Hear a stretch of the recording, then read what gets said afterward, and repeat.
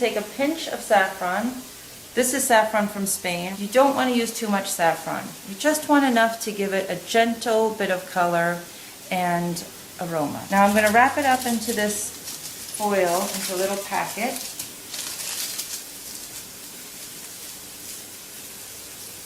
And now I'm going to put it on top of the lid.